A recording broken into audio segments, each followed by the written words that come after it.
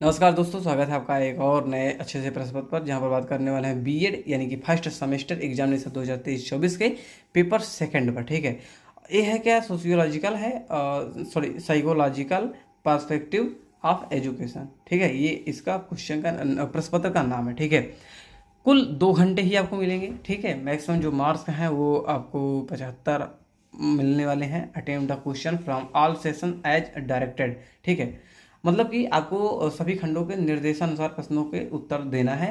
ठीक है, अब एक यहाँ पर कहा जा रहा है कि the candidates are required to answer only in serial order. ठीक है, if there are many parts of a question answer them in continuation. ठीक है, यानी कि अभ्यर्थी प्रश्नों के उत्तर क्रमानुसार लिखें। यदि किसी प्रश्न के कई भाग हों तो उनके उत्तर एक ही तरतम में लिखते जाए, यानी कि एक ही तरह से सीधे लिखते चले जाएं। आपको भागना नहीं है कि पहला लिख के चौथा लिख के फिर दूसरा लिख दी, ऐसा नहीं करना। ठीक है, नहीं फिर आपके नंबर पर इसका प्रभाव पड़ेगा। ठीक है, तो दोस्तों एक चीज़ कहना चाहूँगा, अगर आपको कोई क्वेश्चन है, कुछ जानकारी से चाहिए वीडियो के अंत में, तो यहाँ पर जब आप कमेंट करते हो तो अच्छी बात होती है, लेकिन हम उतना आपके कमेंट में इंटरेस्ट नहीं ले पाते। रीजन ये है कि यूट्यूब एक वीडियो शेयरिंग प्लेटफॉर्म है, चैटिंग का प्लेटफॉर्म नहीं है। ठीक है, तो हम करते क्या है कि आपके कमेंट तो बहुत प्रयास करते हैं पढ़ने का, थोड़ा बहुत पढ़ते भी हैं, लेकिन आपको उत्तर देना उतना सब कुछ बेटर हो नहीं पाता। ठीक है, तो आप लोग हमें इंस्टा पर फॉलो कर सकते हो, कोई दिक्कत होती है तो हम दोनों वहाँ पर अच्छी तरीके से चैट कर पाएंगे। ठीक है, चलिए सेशन ए है, खंड आ है, किन्हीं 3 प्रश्नों को उत्तर देना है पहले में। ठीक है, कि डिफाइन टीचिंग, यानी कि शिक्षण को परिभाषित कीजिए। टीचिंग कह रहा है, नॉट अ टीचर। ठीक है, टीचर नहीं कह रहा है, टीचिंग कह रहा है।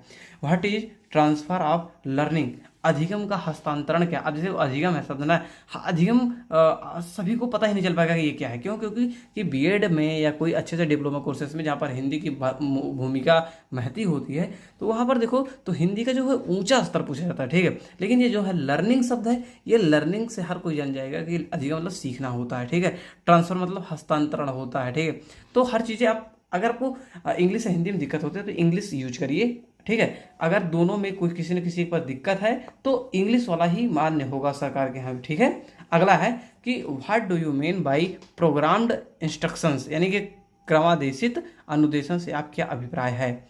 अगला है what is micro lesson planning, यानी कि सूक्ष्म शिक्षण योजना क्या है। ठीक है, अगला है डिफाइन मोटिवेशन, यानी कि अभिप्रेरणा को परिभाषित कीजिए। अब देखिए, कुछ लोग अभिप्रेरणा का मतलब नहीं समझ पाएंगे, प्रेरणा का कुछ कुछ मतलब समझ सकते हैं, लेकिन अभिप्रेरणा का अर्थ वो क्लियर ही नहीं समझ पाएंगे।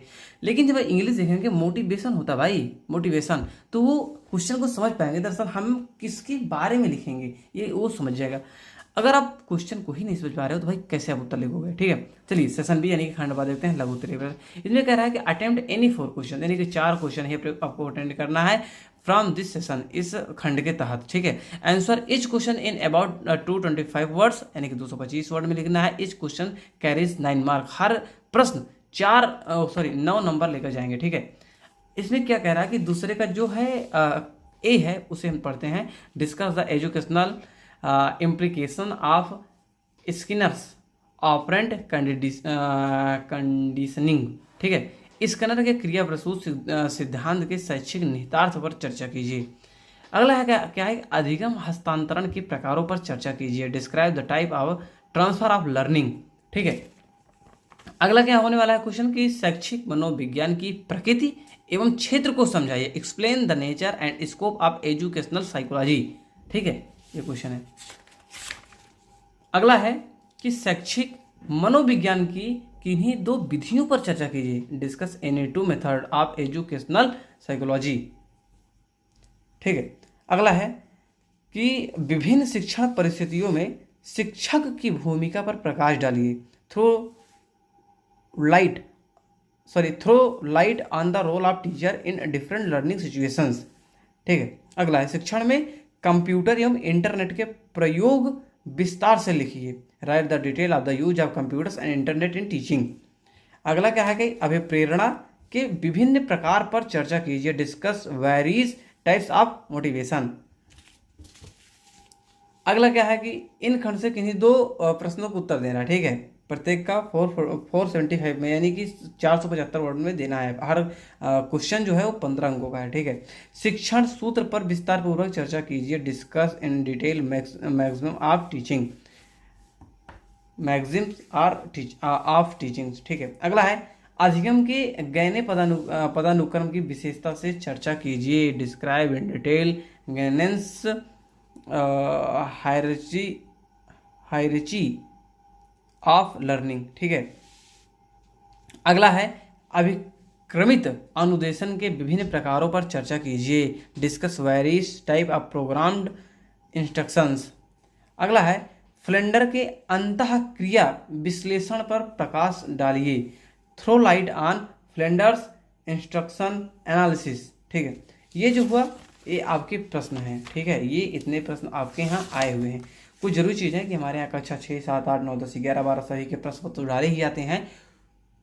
लेकिन हमारे यहाँ अगर आप इंटर के बाद यूजी कर रहे हो, पीजी कर रहे हो, कोई डिप्लोमा कर रहे हो, कोई कोर्स कर रहे हो, कोई नौकरी की तैयारी कर रहे हो, तो भी यह चैनल आप लोगों के लिए मॉडल पेपर लेकर जरूर आता है, पढ़ाने का भी प्रयास करता है यह चैनल।